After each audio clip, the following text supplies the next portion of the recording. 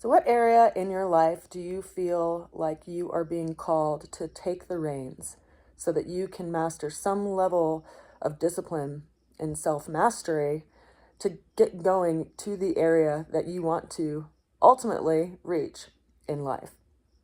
Well, this is our weekly AstroTarot for June 9th through June 16th, 2024. I'm Katie Cat, and today we have 2, 4, 6, 8, 9 cards. Our opening card is the Charioteer. This is an individual that is armored. They are riding on a chariot. They have 2 sphinxes in front of them that have no kind of leash or reins upon them. But ultimately, this card is about a level of self-mastery and letting go of the idea that we're some kind of victim and actually establishing a new direction in our lives. We can see that the Charioteer is leaving the area and comforts of the city behind them, and they are moving forward and moving away from that onto some kind of journey of sorts. Now, interestingly enough, the moon is currently in the sign of Cancer, and this card governs the sign of Cancer, which is influenced by the moon. And Cancer is about our family line. It's about our tribe, our mother, our, our home life, because the Cancer, the crab is governing the sign of Cancer, and its home is always on its back. So this card is highlighting the area of Cancer in our charts, wherever Cancer sits in your natal chart. And it's calling us to that kind of inner inquiry and inner observation. Now, the 2 creatures that are in the forefront of this card, we have one black and one white, and they kind of reference this like dualistic aspect to ourselves, like where we are sometimes leading ourselves down a road of sabotage and where we also lead ourselves down a road of self-discipline. So how do you direct your chariot? What is it that guides you? What voice do you listen to? And where does it come from? Does it come from a place of hurt? And I ask that because often, whenever the chariot shows up, it's bringing up some kind of feeling of, victimhood or something that had happened, which is driving us into a new experience. But this is asking you to not lose yourself to that, and instead focus on the reins that you have in your own hands by way of where you direct your energy and efforts in life so that you can ultimately go in the direction that you're aiming for. This is an invitation to do some level of work because it is a major arcana. And if you've been watching my videos for a while, or even watch other people's tarot videos, or are familiar with the tarot system, you'll know that there's 78 cards in the tarot deck, and 22 of those are the major arcana. And they typically, when they show up, are invitations for us to do some kind of level of work with our being. This is our opening energy of the reading for this week. Now, when we look at what's going on astrologically, we can see this reference to the moon being in Cancer. Moon is the fastest moving celestial body, so it, of course, moves around this whole wheel in roughly about 28 days. Behind that, we also have Venus in Gemini, the Sun in Gemini. They were just conjunct a couple of days ago. We also have Mercury moving through Gemini. Mercury is in its natal house. It likes to be there, so it is greatly influencing people who have rulerships of Gemini or Gemini first house, or even Virgo first house or ascendants or placements, because both of those signs are governed by the planet of Mercury. Also in Gemini, we have Jupiter, which had just moved in there a few days ago. Now in Taurus, we have the planet of Uranus and also the planet of Mars, which just moved into the sign of Taurus. And then in the sign of Aries, we have Chiron. In Pisces, we have Neptune at 29 degrees and Saturn around the middle of Pisces. And then we also have Pluto, which is currently retrograde at 1 degree of Aquarius. So those are the placements of where the planets are currently. And of course, depending on what your ascendant sign is, so wherever on the eastern horizon you have your ascendant, whatever sign that is, it will place these planets in different houses in your chart. Now, I give that for reference because there's a lot of mentions of these planets in our cards today, along with the moon by way of the charioteer.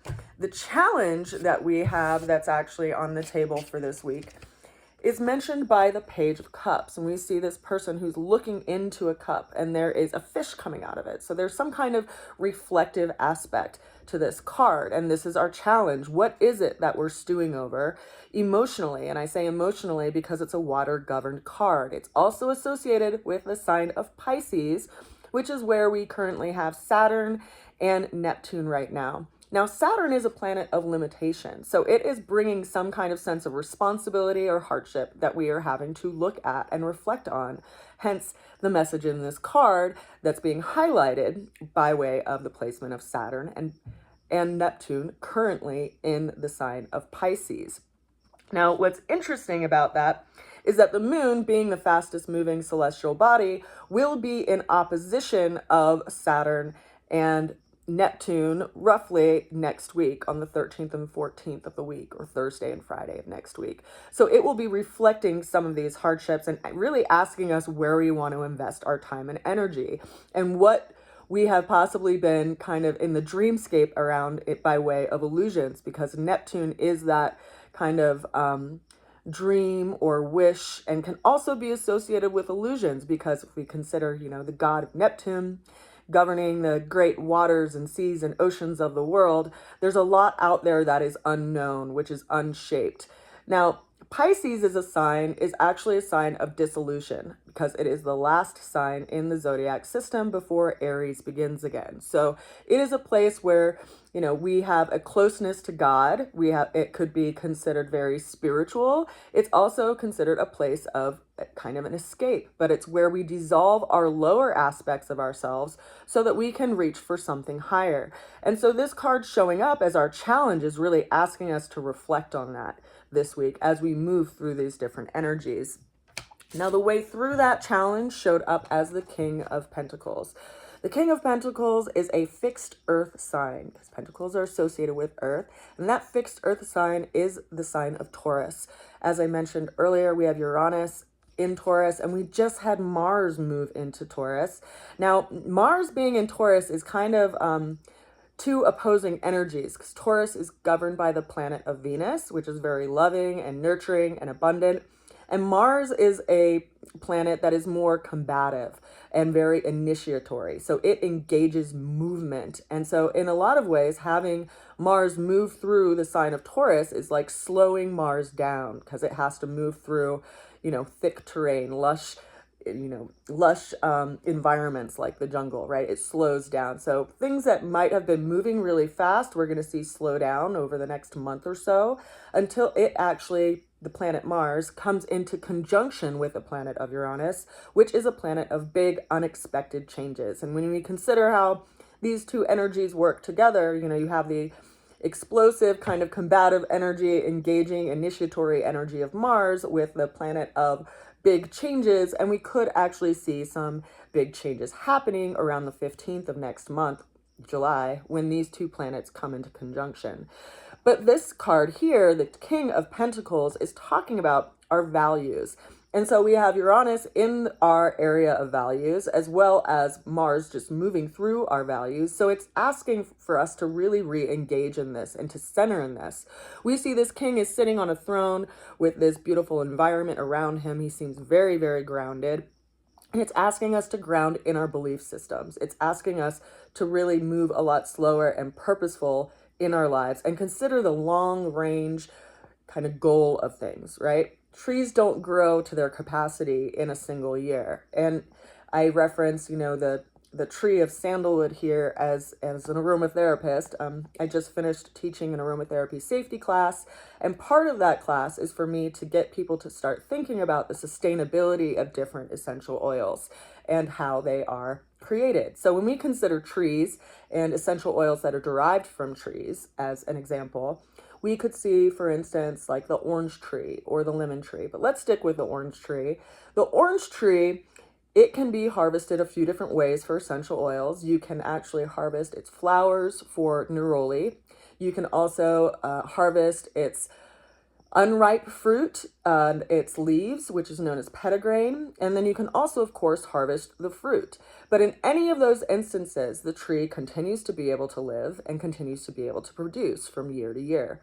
Now, when we consider the comparison of sandalwood tree, which the sandalwood tree produces its essential oils in the heartwood of itself, and they cannot be extracted until the tree has produced them, and it takes the tree about 20 to 30 years to be able to produce that heartwood that has that scent. And so in order for you to actually acquire essential oils from it, you have to kill the tree. And so not everything that we invest in, or that we use necessarily is necessarily the same quality of sustainability, and it may make us consider how we use things and how we engage things. And I bring that up because it comes down to our beliefs and our value systems and what we think is important.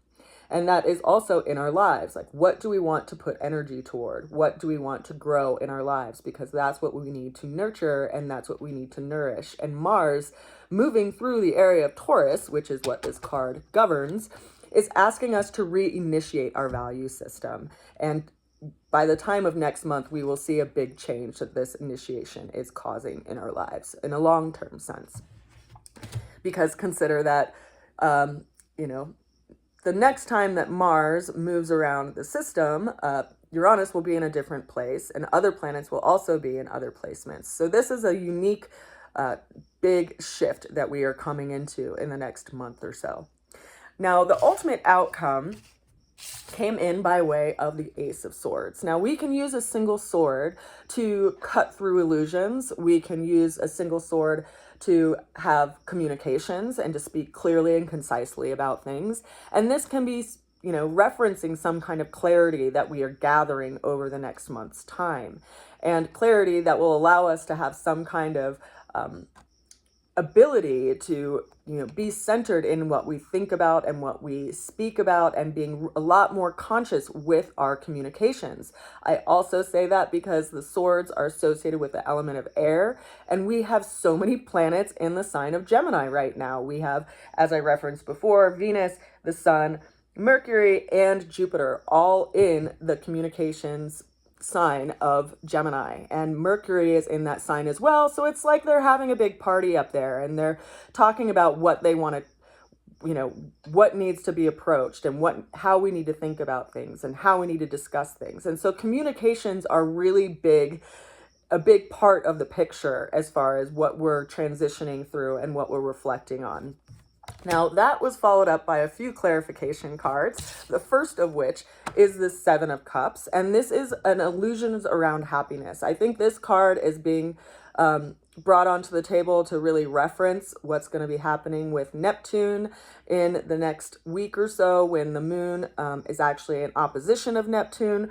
We also consider that with Neptune at 29 degrees of Pisces and Uranus at 24 degrees of Taurus, they're in kind of a sextile relationship. They're 60 degrees apart roughly. And so they could allow for a potential for some kind of work or some kind of change around how we see things and how we view things around, the illusions of happiness, or the illusions of aspiring to something in our lives, or even like bringing about some kind of change to actually calibrate us toward our dreams that we are aspiring to.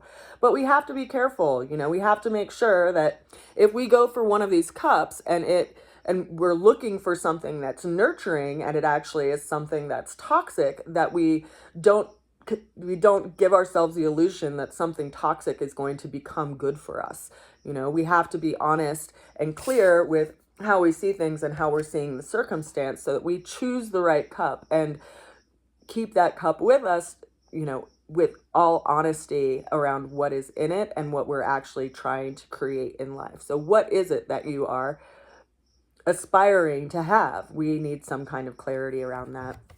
That card was followed by 4 additional cards, the first of which is the Page of Swords. So we have 2 pages coming onto the table for today, and the Page of Swords is referencing Gemini energy once again, also referencing that energy of communications and someone coming in, or some kind of communication that is going to be coming in the next week. And I say week because if you notice the placements of the Sun and Mercury, they will actually be in conjunction on Friday, which could be bringing up some kind of communication, something that was hidden that needs to be brought to the table.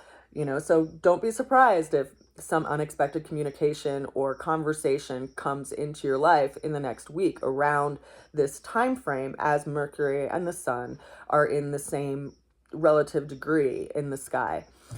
That was also followed by the Sun. Can't make this stuff up. It's pretty wild that these 2 cards are back to back together. And we see in the card of the Sun, which I have to say, the Sun is the most beneficial card of the entire tarot system, because it brings light to things. It brings realization to things. It brings understanding to things. When the Sun comes out, we see things that we can't see in the dark. The Sun allows for things to grow. It calls things out of the depths to actually be in the sunlight and to fruit and to develop.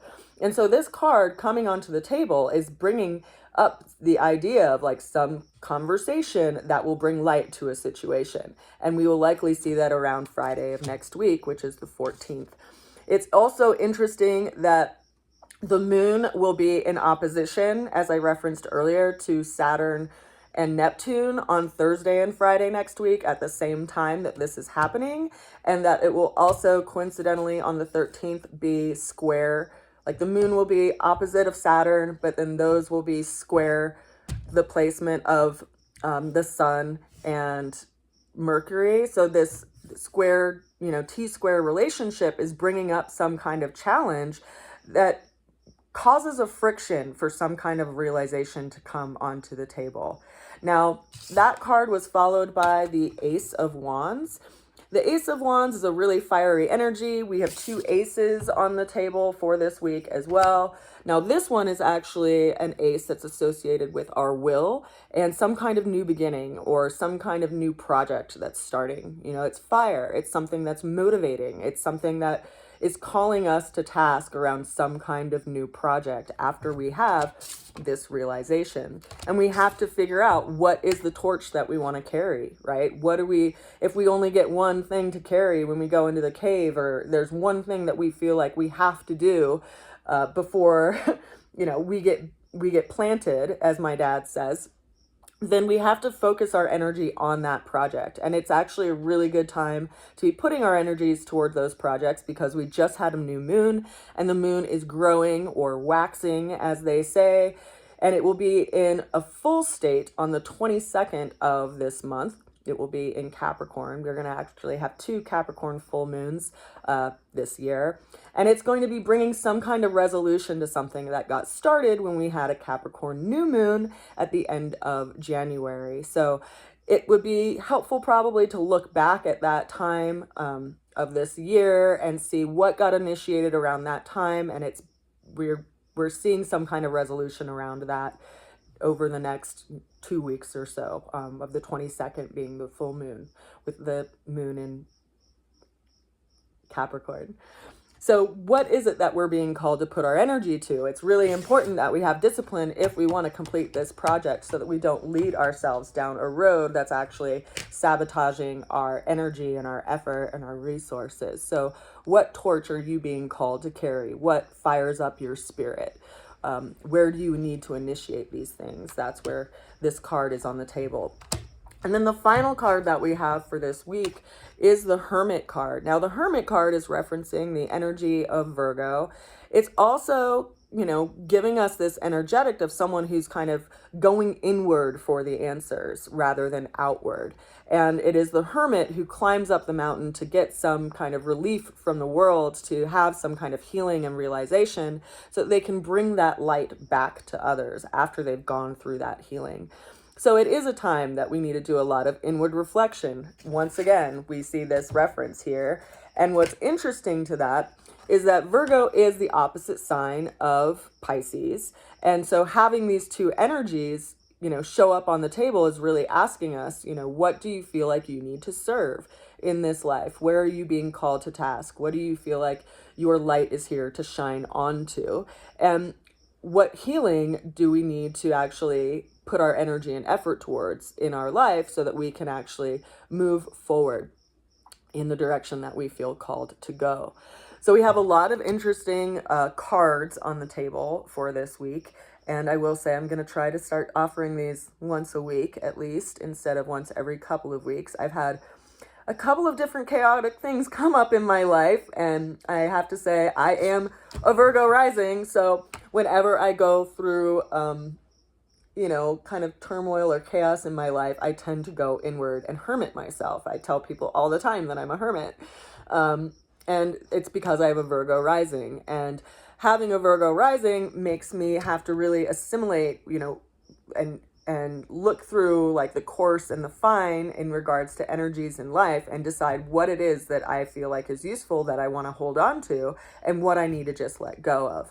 And so a lot of us are doing that as the moon transfers through Virgo in the next few days. It's actually going to be, as I had mentioned, it's going to be in Virgo on Thursday and Friday of next week, that the moon will be in Virgo. And the moon is like bringing a light to a situation in our lives. And if you actually have your own natal chart and you start tracking where the moon is and how it makes aspects to your own planets, you'll have a lot better of understanding of, when there is chaos and when there are things that are highlighted for your best interest because of the satellite of the moon and how it moves around the zodiac system and what it's triggering in your life.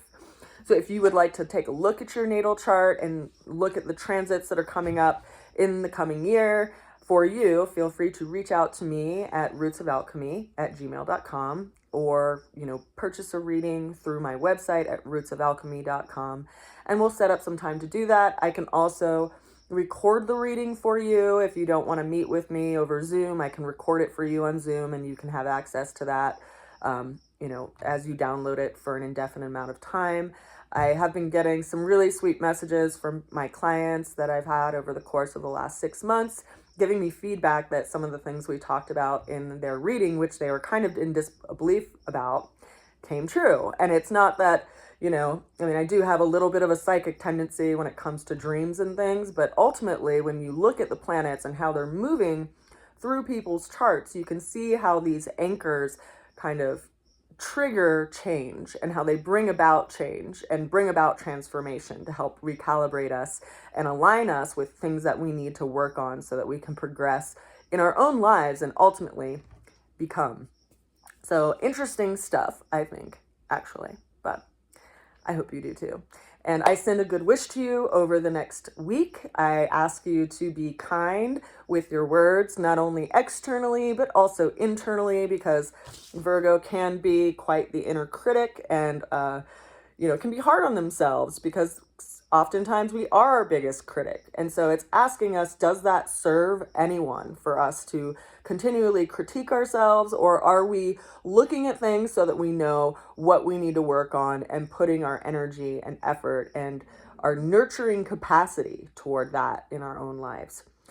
Virgo is also associated with self-care, or what we do for our daily routines and our daily habits. And so if you can take an honest look at your own inner dialogue and see where you literally spend your time, maybe that will also call you to a place of having a different sense of discipline with yourself and pull in the reins a little bit and help you redirect your attention to something that can actually bring some kind of fruitfulness into your life that is long lasting and actually nourishes your growth of being and what you want to build and manifest as you are on this world before you get planted.